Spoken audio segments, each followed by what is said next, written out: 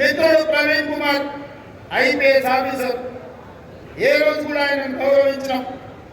ఆయన ఉద్యోగం రాజీనామా చేసినప్పుడు, ఆయన ఉద్యోగంలో ఉండి చంద్రశేఖరరావు ఆయన ఇబ్బంది పెట్టినప్పుడు మేమందరం ప్రవీణ్ కుమార్ గారికి అండగా నిలబడ్డాం.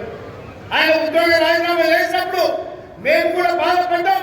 ప్రవీణ్ ప్రజా జీవితంలో ఉండాలి, దొరలకు వ్యతిరేకంగా కొట్లాడాలి అని మేమందరం ఆయనను ఆహ్వానించినాం. మరి నేను ఇవాళ అడుగుతున్న మిత్రుడు ప్రవీణ్ కుమార్ గారిని, ఆయన డీజీపీ అయ్యే అవకాశం ఉన్న మీరు ఐపీఎస్ అధికారిగా రాజీనామా చేసి ఈ దొరల పెద్దగాన్ని సహించేదే లేదు, ఈ దొరలకు వ్యతిరేకంగా గడిలను బద్దలు కొట్ట గడిలను కూలుస్తా అని ఆనాడు మీరే కదా ప్రవీణ్ కుమార్ గారు మాట్లాడింది, మీరే కదా ప్రజలకు చెప్పింది.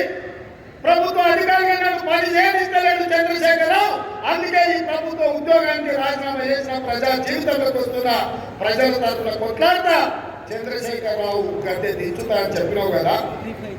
మరి 6 నెలలనే ఏం మారింది, ఏమి మీరు చంద్రశేఖరరావు గారిని చూసి నమ్మిందని నేను అడుగుతున్నా.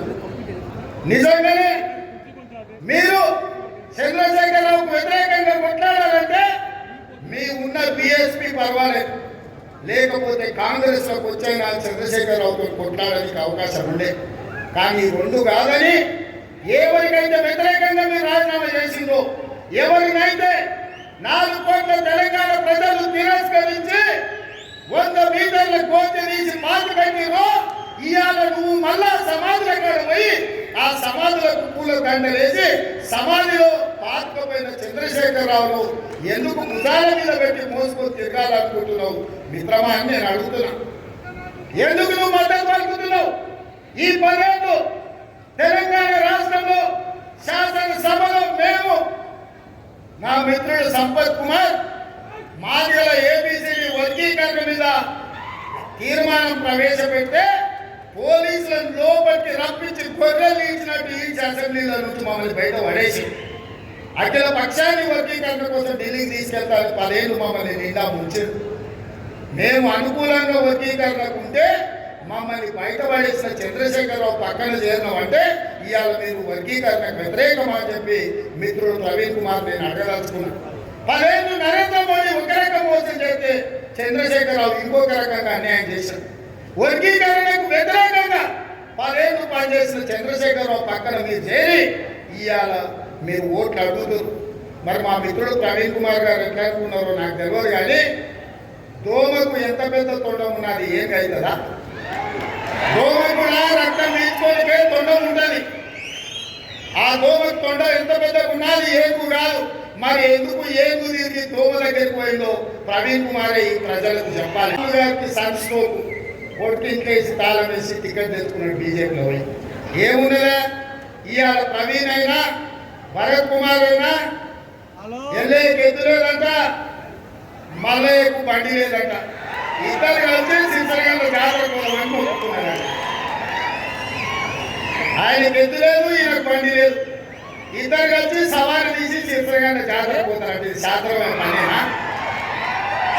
ఇవాళ రాష్ట్రంలో కాంగ్రెస్ పార్టీ అధికారంలో ఉంది. 4.5 ఏళ్ళు మనం అధికారంలో ఉంటాం. ఈ 4.5 ఏళ్ళు రాజకీయాలు పక్కన పెట్టి మనందరం కలిసి కట్టుగా మన ప్రాంతంలో ఉన్న పెండింగ్ ప్రాజెక్టులు పూర్తి చేసుకోవాల్సిన బాధ్యత వారిద్దరి మీద లేదా అని నేను అడుగుతున్నా. చదువుకున్న మేధావి ప్రవీణ్ కుమార్ గారు ఈ మాత్రం ఆలోచన వారికి రాదా? ఇవాళ చంద్రశేఖరరావు ప్రజలు తిరస్కరించిన చంద్రశేఖరరావు పక్కన మీరు కూర్చుంటే తెలంగాణ సమాజం ముందు మీరు తోసిగా నిలబడరా?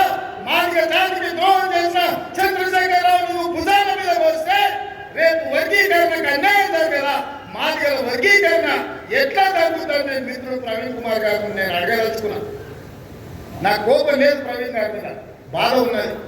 ఈ తెలంగాణ రాష్ట్రానికి డీజీపీ అయ్యేటోడు ఆయన అదే ఐపీఎస్ అధికారిగా ఉంటే ఇదే కాంగ్రెస్ ప్రభుత్వం తెలంగాణ రాష్ట్రానికి డీజీపీ చేసేది ప్రవీణ్ కుమార్ గారిని ఈరోజు ముఖ్యమంత్రితో సమాన హోదా ఉండే డీజీపీ చేసింది కాంగ్రెస్ పార్టీ.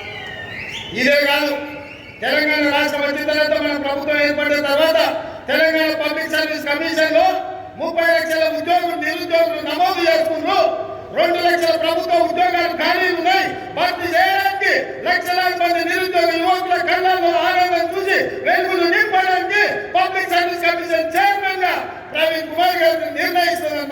ప్రభుత్వం మాట్లాడితే ఆ పదవి వారు తీసుకోలే, వారి కారణాలు వారికి ఉండొచ్చు, నాకు తెలియదు. ఎందుకు నేను వారిని అడిగినా అంటే అట్టడుగు వర్గాల నుంచి పాలమూరు నుంచి వచ్చిన బిడ్డ ఒక మాదిగ సోదరుడు ఆ పబ్లిక్ సర్వీస్ కమిషన్ చైర్మన్గా ఉంటే నిరుద్యోగ యువకులకు అందరికీ న్యాయం జరుగుతుందన్న ఆలోచన నేను చేసిన.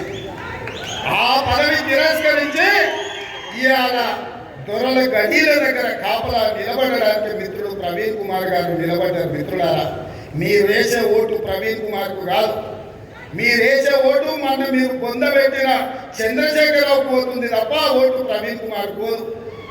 చంద్రశేఖరరావు కూసో అంటే కూసోవాలి, లేయ్య అంటే లేవాలి. ఇవాళ ప్రవీణ్కు ఒకవేళ అప్పితప్పి మీరు ఓటేస్తే చంద్రశేఖరరావు తీసుకుపోయి నరేంద్ర మోడీకి తెగ నమ్ముకుంటారు. 10 ఏళ్ళు 10 మంది 12 మంది ఎంపీలను ఇస్తే ఢిల్లీలో ప్రతిసారి పోయి మోడీకి మద్దతు ఇచ్చింది కదా ఈ కేడీకి ఓటెందుకని నేను అడుగుతున్నాను. ఇవాళ ఓటేసేటప్పుడు ఎన్నికల ఈవీఎంలో పేరు ప్రవీణ్ కుమార్ ఉండొచ్చు, కానీ ఓటు మాత్రం చంద్రశేఖరరావు దగ్గరికే పోతుంది. ఆ ఓటు చంద్రశేఖరరావు తీసుకుపోయి నరేంద్ర మోడీకి అమ్ముకుంటాడు. ఇది మన జిల్లాకు అవసరమా అని నేను అడుగుతున్నా మిత్రులారా.